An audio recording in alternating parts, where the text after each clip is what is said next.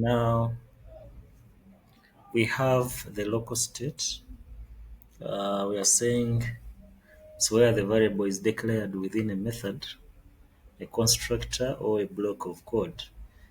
So remember, we said that when we are managing the state in Java, we manage it using variables, we manage it using methods, and here comes what we are calling the local state.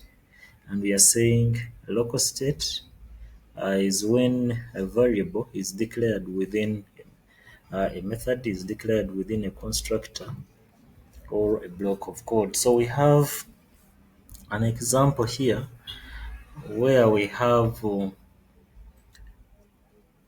the public int calculate total.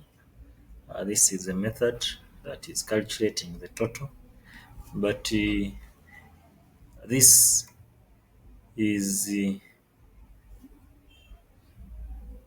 declaration of a variable inside this method called calculate total. So in situations where we have the variable being declared within the method, then we say that that is a local state.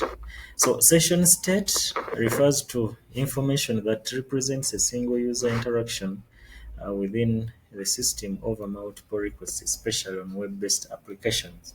So we know very well whenever we are dealing with web-based applications, there is session management. Session management is the one that determines the kind of session, whether you have a session establishment with the system or not. And you can, it is, or you can request for a session, you have the session with the application, or you are not in a session. So session state also is important because it looks at the state in which you are.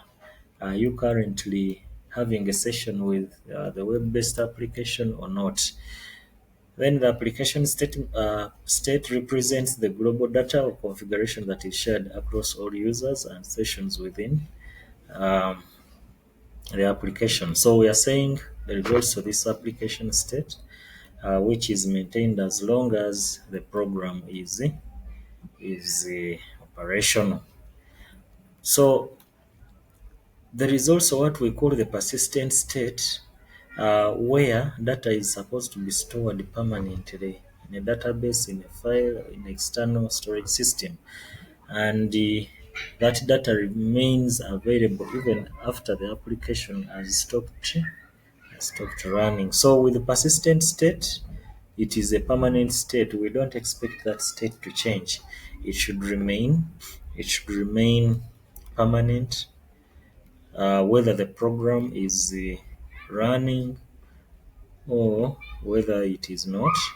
It is not running. Then we have this mutable and immutable states.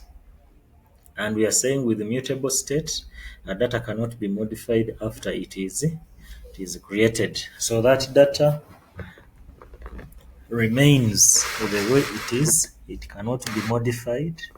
So instead of modifying the existing state, just have to create new copies with each change. Whereas this one here, the immutable state, here we can change because it is more flexible and efficient with some and efficient compared to the immutable state.